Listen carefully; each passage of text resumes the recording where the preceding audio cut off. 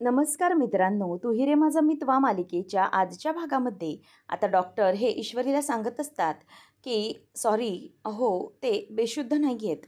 मग त्यावर ईश्वरी आणि सुप्रिया विचारतात की म्हणजे काय झालं आहे बाबांना आणि ते कधी शुद्धीवर येतील.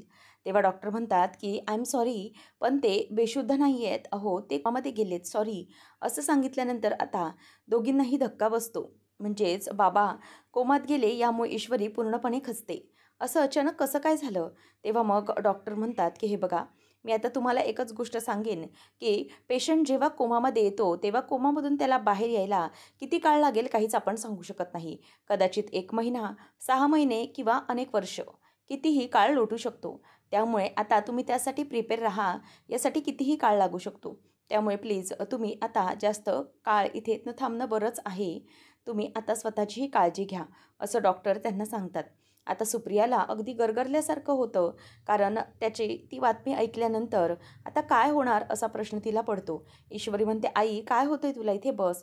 असं म्हणून ईश्वरी सुप्रियाला खाली बसवते आणि म्हणते की "आई तू शांत हो. काही होणार नाही बाबांना, प्लीज तू शांत हो." तेव्हा आता सुप्रियाला अगदी घामाघूम व्हायला झालेलं असतं आणि तिची परिस्थिती अगदी हाताबाहेरच गेलेली असते. ईश्वरी म्हणते की "आई प्लीज शांत हो, तू नको रडूच." आणि शांत करत असते. तर इथे राकेश विचार करत असतो की हा अर्णव ना आता मला अडकवण्याचा प्रयत्न करत आहे. मला माहिती आहे तो ना मला या सगळ्यामध्ये मुद्दाम अडकवतोय, जेणेकरून माझा मेन गोष्टीवरचा फोकस हलायला पाहिजे आणि त्याला जे काही व्हायला पाहिजे ते त्याला करायचं आहे. म्हणूनच हे सगळं चालू आहे खरं तर. परंतु नाही, काहीही झालं तरीही मी ह्या सगळ्या गोष्टी इतक्या सहजपणे नाही सोडणार आहे. त्या अर्णवला या सगळ्यामध्ये मला अडकवायलाच लागेल. जर मी यामध्ये अडकलो, तर माझ्या हातून सगळा खेळ निसटून जाईल. त्यापेक्षा काही झालं तरी अर्णवला यामध्ये मला अडकवावंच लागेल, असं राकेश आता बोलतो आणि विचार करतो की काय करू? अर्णवला यामध्ये अडकवण्यासाठी मी काय करू? असा विचार त्याच्या डोक्यात सुरू असतो आणि म्हणतो की चला, काहीतरी आता असंच केलं पाहिजे. आणि मग तो त्याच्या माणसाला फोन लावतो आणि म्हणतो की हॅलो, एक काम करायचं आहे. काही अमाऊंट माझ्या फॉरेन बँक म्हणजे माझ्या अकाउंटमधून फॉरेन काही अकाउंट्समध्ये गेली आहे. ज्या अकाउंट्समधून गेली आहेत ना, त्या सगळ्याचे आता मार्फत चौकशी चालू आहे. त्यामुळे आता तुला एकच काम करायचं आहे. जे हे काही पैसे आहेत ना, ते कव्हर करायचे आहेत. त्यामध्ये मनी लॉन्ड्रिंग केलं आहे असा चार्ज लावायचा आहे. शिवाय हा सगळा जो काही आरोप आहे, हा अर्णवराजे शिर्केवर आला पाहिजे आणि या आरोपामध्ये जे काही अकाउंट्स यूज होतील, ते अर्णवराजे शिर्केचे म्हणजेच सात्विक फॅशनपासून झाले पाहिजेत. आले लक्षात? हे सगळं तुला करायचंच आहे काय करून आणि या सगळ्यात अर्णव अगदी व्यवस्थित अडकला पाहिजे, कळलं? असं आता राकेश फोनवर बोलत असतो आणि तो बोलत असताना तिथून अंजली येते आणि ती सगळं ऐकते. त्यानंतर ईश्वरी हे आता देवाजवळ हात जोडून उभी असते.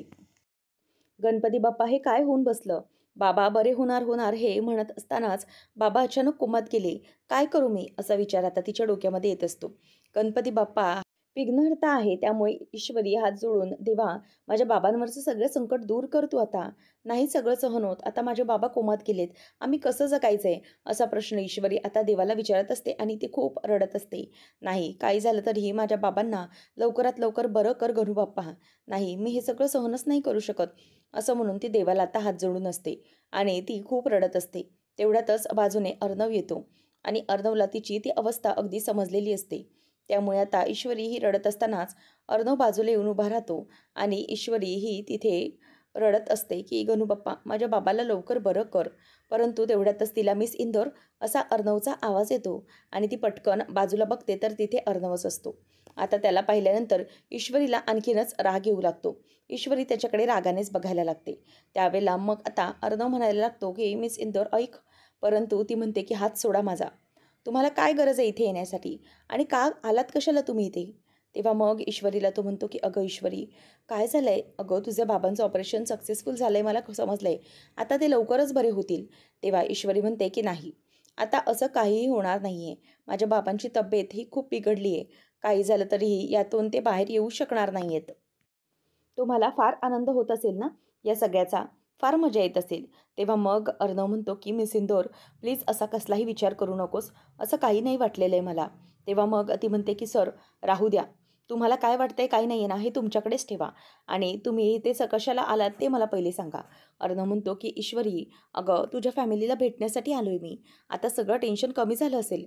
ईश्वरी म्हणते की नाही, कधी टेन्शन कमी होणार नाही आहे आणि तुम्हाला माहीत नाही आहे काय झालं आहे ते. माझे बाबा फक्त तुमच्यामुळे कोमामध्ये गेलेत. आता ते कधी कव्हर होतील, कधी बरे होतील काहीही सांगता येत नाही आहे. आणि तुम्हाला माहिती आहे, ही परिस्थिती आमच्यावर कोणामुळे ओढावली आहे? ती फक्त तुमच्यामुळे ओढावली आहे. किती काही झालं तरी या सगळ्याला तुम्ही जिम्मेदार आहात. अर्णव सर, आता ही लढाई तुम्ही सुरू केलीत ना, आता ही लढाई मी बंद करणार आहे. किती काही झालं तरीही मी आता तुमची दुश्मनच आहे आणि तुम्हीही माझे दुश्मन. त्यामुळे किती काही झालं तरी मी तुम्हाला आता सोडणार नाही आहे. तुम्ही गुन्हेगार आहात, असं ईश्वरी त्याला दोष देत असते. अंजली अगदी संशयाने राकेशकडे बघते आणि त्याला विचारते की काय हो, तुम्ही कोणाशी फोनवर बोलत होतात? तेव्हा तो म्हणतो की अगं, ते ना माझ्या माणसाशी बोलत होतो एका फोनवर. म्हणजे कसं आहे ना, आपलं हे जे काही मनी ट्रान्सफरिंगचं आहे ना, ते सगळं अकाउंट कसं काय हँडल करायचं आहे, त्यामुळे एका दुसऱ्या वकील मित्राशी बोलत होतो. बाकी काही नाही. आणि या सगळ्या गोष्टीतून आपल्याला बाहेर पडलं पाहिजे ना, म्हणूनच हे चालू होतं, बाकी काही नाही. असं तो आता सहज बोलून जातो. तेव्हा बावळट अंजली पण त्याच्या बोलण्यावर लगेच विश्वास ठेवते आणि म्हणते की "ओ अच्छा, असं होतं का? अच्छा, तुम्ही त्याबद्दल बोलत होतात का? म्हणजे काय ना, मी तुमच्या इथे बाजूला येऊन उभी राहिले आणि मला समजलं नाही." मग ती म्हणते की "बरं चला, नाश्त्यासाठी मी वाट बघत होते, चला नाश्त्याला." तेवढ्यातच तिला आता गरगरल्यासारखं होतं आणि तो तिच्याकडे गालातच हसत बघतो. अंजली म्हणते की "काय झालं? मला ना हल्लीकडे असंच काहीतरी होतंय." तेव्हा तो म्हणतो की "बस, बस, इथे तू बस, तुला काय होतंय?" मग ती म्हणते की "नाही हो, म्हणजे मला आत्तापर्यंत बरं वाटत होतं, परंतु कालपासून ना मला जरा काय व्हायला लागलं काहीच कळत नाही आहे. जरासं घरघरल्यासारखं होतं. मला वाटतं तुम्ही माझ्या त्या दुधात काहीतरी टॉनिक मिक्स करून देता ना?" तेव्हा तो म्हणतो की "हो, काय झालं त्याचं?" तेव्हा अंजली म्हणते की "हो, मला वाटतंय ना त्याच्यामुळेच काहीतरी होतंय. म्हणजे जे टॉनिक आहे ना, ते पॉवरफुल आहे आणि त्याची चव ना दूध पिताना ना मला अशी वेगळीच लागते काहीतरी. काहीच कळत नाही आहे ते म्हणजे टॉनिक कसलं आहे नक्की." तेव्हा मग आता त्यावर तो म्हणतो की "नका काळजी करूस, सगळं काही व्यवस्थित होईल. अगं, ते टॉनिक ना, ते औषधाचं काम करतंय आणि या सध्याच्या परिस्थितीमध्ये तुझी तब्येत नाजूक आहे ना, तू प्रेग्नंट आहेस त्यामुळे तुला असं काहीतरी जाणवत असेल." तेव्हा ती म्हणते की "हो, हल्लीकडे घरामध्ये बघितलं ना काय सुरू आहे ते, त्यामुळे माझं कशात लक्षच लागत नाही आहे." तेव्हा मग तो म्हणतो की "हो, मी समजू शकतो, कारण तुझी जी अवस्था आहे ना, घरात जे काही प्रॉब्लेम चालू आहेत, त्यामुळे तुझी अवस्था अगदी बिघडल्यासारखी झाली आहे. त्यामुळे काळजी करू नकोस, सगळं काही व्यवस्थित होईल."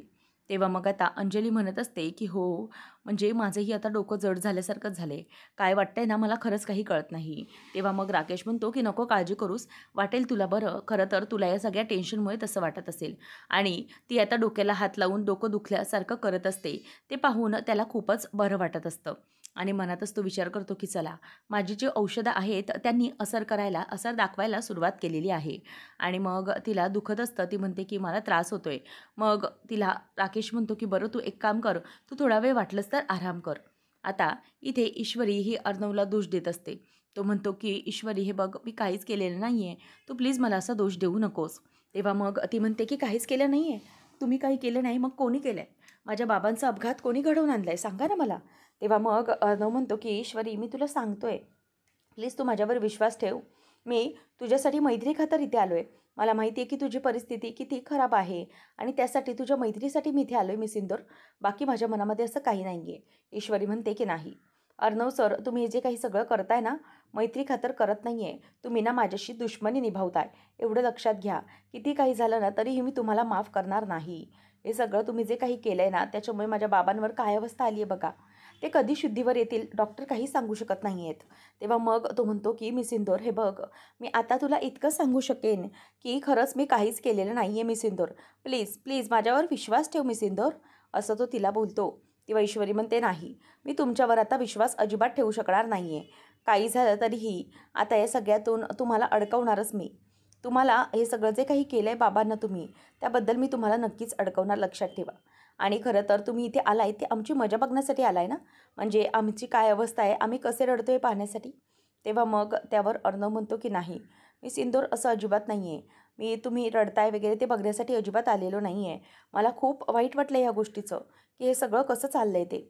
आणि या सगळ्या गोष्टींचा खूप वाईट परिणाम होतो आहे." ईश्वरी म्हणते की "नाही, हे बघा अर्णव सर, किती काही झालं ना, तुम्ही मला किती दाखवण्याचा प्रयत्न केलात की तुम्हाला माझी काळजी आहे, तरी तसं होणार नाही आहे." तेव्हा मग तो म्हणतो की "मिस इंदोर, तुझी मैत्री खरंच मला व्हॅल्युएबल आहे आणि त्यासाठीच मी इथे आलो आहे ना, नाहीतर मी कशाला आलो असतो इथे. तुलाही माहीत आहे." ईश्वरी म्हणते की "तुम्हाला माहीत असेल तुम्ही कशासाठी आलात, परंतु तुम्ही इथे आलात त्याच्याशी मला काही घेणं-देणं नाही आहे. मला लक्षात ठेवा, जर माझ्या बाबांना काही झालं ना, तर मी तुम्हाला पूर्णपणे अडकवेन. तुम्हाला अजिबात सोडणार नाही मी." अशी धमकी आता ती अर्णवला देते. अर्णव तिथेच गुपचूप राहिलेला असतो. काय बोलावं, काय करावं हे त्याला काहीही सुचत नसतं आणि ईश्वरी तिथून रागाने निघून गेलेली असते. अर्णव पण तिथेच उभा असतो. आता काय करावं हे त्याला कळत नाही. ईश्वरी ही निघून गेल्यावर आता तिचा हा झालेला मोठा गैरसमज कसा दूर करायचा याचं अर्णवला टेन्शन आलेलं असतं. म्हणूनच आता तो पटकन तिथेच असलेल्या गणपती बाप्पाच्या मूर्तीकडे पाहतो आणि त्या मूर्तीकडे पाहिल्यानंतर अर्णव हा बघतच राहतो. कारण किती काही झालं तरीही गणपती बाप्पा आपले सगळे दुःख हरणार आहे आणि तोच या सगळ्यातून मला बाहेर काढेल असा अर्णवला एक प्रकारे विश्वास असतो आणि म्हणूनच तो गणपती बाप्पाच्या मूर्तीकडे आता बघत राहिलेला असतो. आणि काय चाललं हे सगळं, लवकरात लवकर हे सगळं बंद कर असं तो बोलत असतो. त्यानंतर आपल्याला पाहायला मिळतं वल्लरी ही खूपच वैतागलेली असते आणि लावण्य ही तिला म्हणते की मामी दिस इज टू मच. हे सगळं ना जे काही ARचं चाललंय ना ते मला ना अजिबात बघवत नाही आहे. म्हणजे काय सोनं लागलं आहे त्या मिडल क्लास ईश्वरीला काय माहिती, की अर्णव सारखा सारखा त्या ईश्वरी देसाईकडे जातो आणि तिची हेल्प करायला बघतो.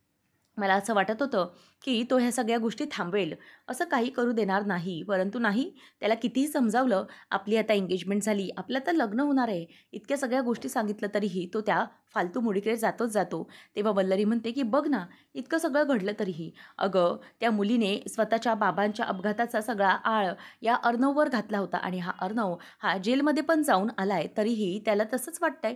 तेव्हा वल्लरीला लावण्य म्हणते की हो ना मामी, मला असं वाटलं होतं की त्या ईश्वरीमुळे अर्णव हा जेलमध्ये गेलाय, तर काहीतरी नक्कीच होईल आणि हा नक्कीच काहीतरी करेल. म्हणजे तिला विसरून जाईल किंवा तिचा राग-राग करेल. परंतु नाही, हा अर्णव अजूनही तिला भेटायलाच जातो. काय करतो काहीच कळत नाहीये. या सगळ्या गोष्टींना अशा प्रकारे आपण सोडून चालणार नाही.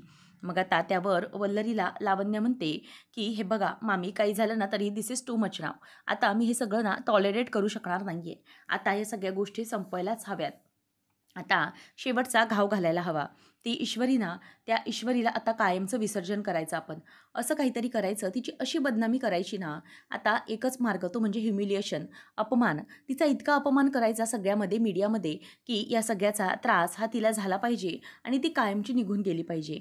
असा त्रास तिला आपण द्यायचा, की किती काही झालं तरीही ती पुन्हा इथे मुंबईमध्ये येण्याची हिंमतच करणार नाही. इतका त्रास तिला झाला पाहिजे आणि त्याचा अपमानाचा बदला हा मी आता घेणारच आहे.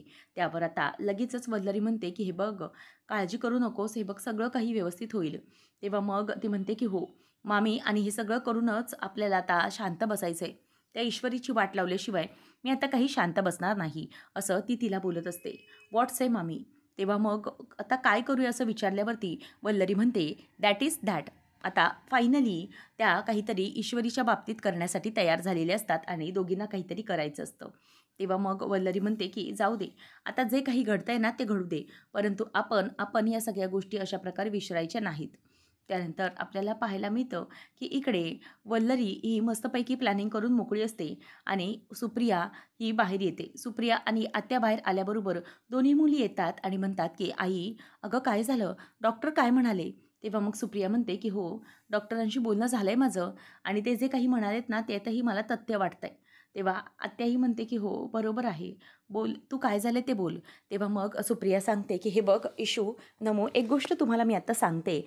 ते म्हणजे बाबांच्या तब्येतीचं डॉक्टरांनी मगाशी सांगितलं तसं काहीही सांगता येत नाही आहे. त्यांना शुद्धीवर यायला किती काळ जाईल हे देखील आपल्याला सांगता येत नाही. त्यामुळे आपल्याला आता एकच गोष्ट करावी लागेल. ती म्हणजे सगळ्यांनी इथे थांबण्याची गरज नाही आहे. काय करेन, मी पूर्ण वेळ इथे बाबांजवळ थांबेन." आईला आता ईश्वरी म्हणते, की "आई, अगं तू काय बोलतेस? मी बाबांना अशा अवस्थेत सोडून कुठेही जाणार नाही आहे. आलं आहे तुझ्या लक्षात?" तेव्हा मग ती खूप रडते आणि म्हणते, की "नाही, बाबांना असं आपण एकटं सोडूच शकत नाही." त्यावेळेला मग आता लगेच ईश्वरीला सुप्रिया म्हणते, की "अगं तुम्ही प्लीज जरा डोक्याने विचार करा ना. असं काय करताय तुम्ही दोघं? आपण सगळेजण इथे राहणं हे कितपत योग्य वाटतंय तुला?"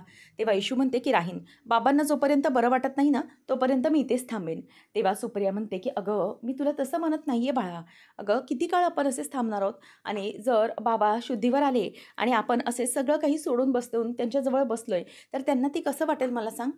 आणि आपल्याला कामाला सुरुवात करायला हवी. आणि मी इथे थांबते हवं तर."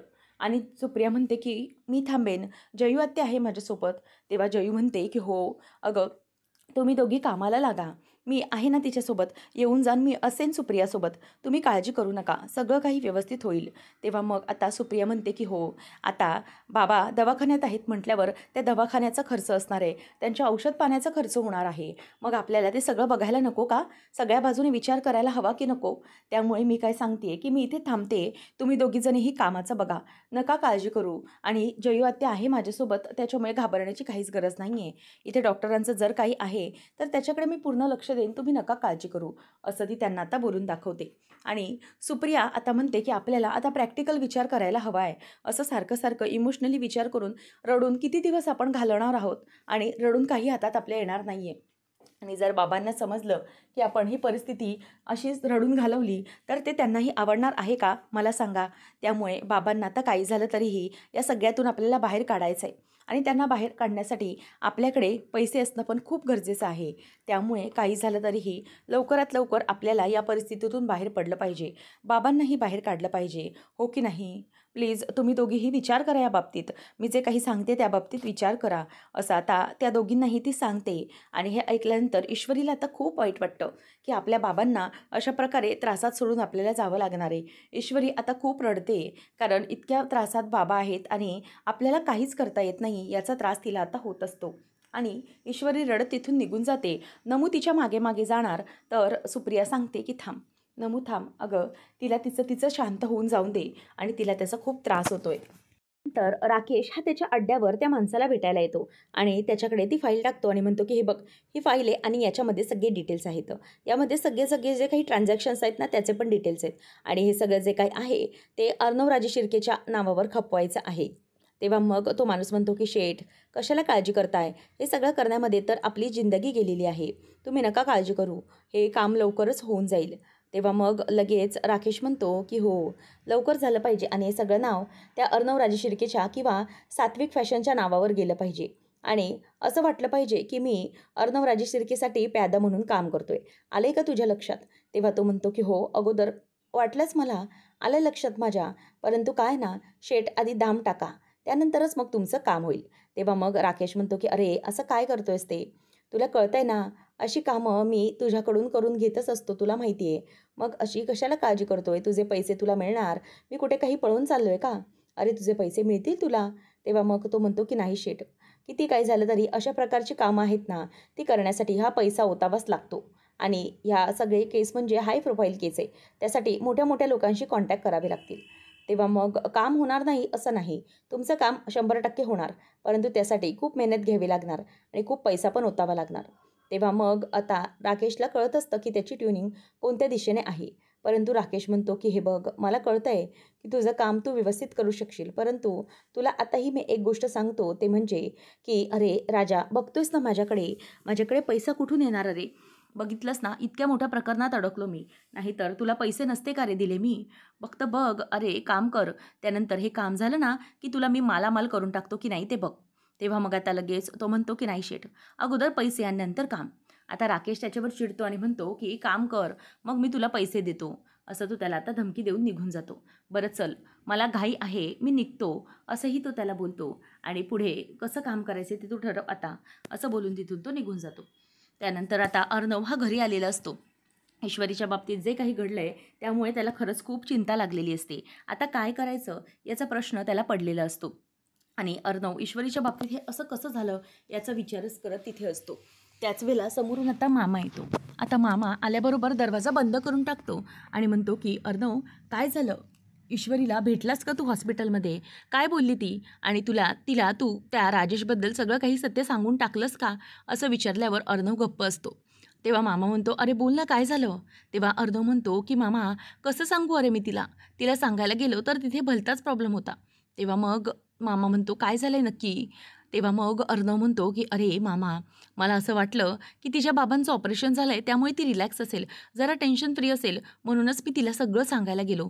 परंतु तिकडे गेल्यावर एक वेगळंच समजलं की ईश्वरीचे बाबा आता कोमामध्ये गेलेत, ते शुद्धीवर कधीच येत नाही आहेत. तेव्हा हे ऐकल्यावर मामालाही धक्का बसतो. तो म्हणतो की काय? असं कसं? कोमात कसे काय गेले?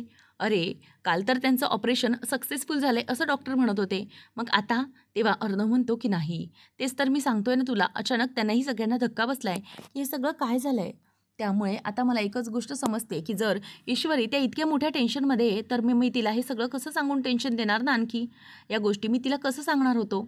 म्हणूनच मग मला तिला काहीही सांगता आलं नाही. त्यावर आता लगेच मामा म्हणतो की हो, अरे अर्णव, तुझं म्हणणं अगदी पटतंय मला. बरोबर आहे तुझं म्हणणं. पण आता काय करायचं काहीच कळत नाही आहे मला. जर अशा प्रकारे आपण शांत राहिलं तर त्या राजेशचं तिथे आणखी फावणार आहे. तो काय काय करेल खरंच त्याचं काही खबर नाही. तो काहीही करू शकतो. अर्णव म्हणतो की मामा, मलाही समजत नाही आहे मी काय करू. मिस इंदोरला मला सगळं सांगायचं होतं. तेव्हा मग मामा म्हणतो की हे बघ अर्णव, आपल्याकडे वेळ फार कमी आहे. अरे तो राजेश एकावर एक चाल खेळत आहे. आत्ताशी आपण त्याच्यावर एक चाल उलटवली आहे त्या फॉरेन अकाउंटची. पण तरीही त्याचा भरोसा नाही. तो या सगळ्यातून मार्ग काढायला मोकळा असेल. त्याला काही करायचं काही नाही हे त्याला बरोबर माहिती आहे. तेव्हा मग आता अर्णव म्हणतो मामा, मग मी करू काय? सांग ना मला, मी काय करू? त्या ईश्वरीची अशी अवस्था असताना मी तिला सगळं कसं काय सांगू? मला तिचं टेन्शन दिसत होतं की मी तिला या सगळ्या गोष्टीतून बाहेर काढायचं आहे. परंतु करू तरी काय? मला सांग ना. लवकरात लवकर तिथे तिला सांगितलं तर तिची अवस्था काय होती? मला तिला बोलावलंही गेलं नाही. तेव्हा मग मामा म्हणतो की हे बघ आता अर्णव, आपल्याला एकच काम करावं लागेल. त्या ईश्वरीला सगळं सत्य सांगावंच लागणार आहे. उद्या जाऊन जर तिला समजलं की हे सगळं तुला माहीत होतं, परंतु तरीही तू तिला सावध केलं नाहीस, मग तिला काय वाटेल याचा विचार कर. तू मित्र असूनही तिला खड्ड्यात ढकललंस, तिला मदत केली नाहीस, याचं मात्र तिला नक्कीच वाईट वाटू शकतं. त्यामुळे आता मला एकच गोष्ट कळते ते म्हणजे की तू मैत्रीण म्हणतोस ना तिला, मग मैत्रीण आहे तर तू तिला मदत केलीच पाहिजे. किती काही झालं तरीही तिला लवकरात लवकर हे सत्य समजलं पाहिजे. आणि जर तिला हे कळलं की तुला माहीत असूनही तू मदत केली नाही, तर मग आणखी वाईट तिला वाटणार. त्यामुळे तुला सगळं सत्य हे सांगावंच लागेल. आता पुढच्या भागामध्ये आपण पाहणार आहोत की राकेश त्या माणसाला पैसे आणून टाकतो आणि म्हणतो की हे बघा, हे घे तुझे पैसे आणि आता कामाला लवकरात लवकर लागायचं, समजलं? त्यावेळेला किती काही झालं तरीही या सगळ्यामध्ये त्या अर्णवचं नाव आलं पाहिजे. आलं लक्षात असा तो आता तो म्हणतो की हो शेठ, नका काळजी करू, तुमचं काम वाजवून टाकतो मी. त्यानंतर मग आता इथे गणपतीची घरामध्ये सजावट सुरू असते आणि त्याच वेळेला मामा म्हणतो की हे बघ आता अर्णव, काळजी करू नकोस. पुढचे 1.5-2 दिवस तरीही अंजलीला काहीच होणार नाही आणि आम्ही सगळे आहोत ना तिच्याबरोबर, त्याच्यामुळे तिला काहीच होणार नाही आहे. त्यामुळे तुला या संधीचा फायदा घ्यायचा आहे. या संधीचा फायदा घेऊन तुला सगळं काही जाऊन ईश्वरीच्या बाबतीतलं आणि राखीच्या बाबतीतलं सत्य हे तुला तिकडे जाऊन सांगायलाच हवं. आणि अंजलीसही तिला फोटो वगैरे दाखवून काहीतरी कर, जेणेकरून त्याला सगळं सत्य समजेल. मग अर्णव म्हणतो की हो मामा, मी आजच्या आजच जाणार आहे आणि मिस इंदोरला तिचं जे काही सगळं सत्य आहे की राकेशशी लग्न करू नको, हे सगळं सत्य मी तिला सांगणारच आहे. असं म्हटल्यावर आता अर्णवला मामा ऑल द बेस्ट देतो आणि त्याला म्हणतो की लवकर सुखी हो. नंतर आता इथे सगळेजण जमलेले असतानाच, म्हणजेच ईश्वरीच्या घरामध्ये आरती सुरू असतानाच अर्णव हा गाडीतून खाली उतरतो. आता अर्णव हा ईश्वरीला सगळं सत्य सांगेल का, पाहणं रंजकतेचे ठरेल. अशाच मालिकांची अपडेटसाठी आजच आपल्या चॅनलला सबस्क्राईब नक्कीच करा. धन्यवाद.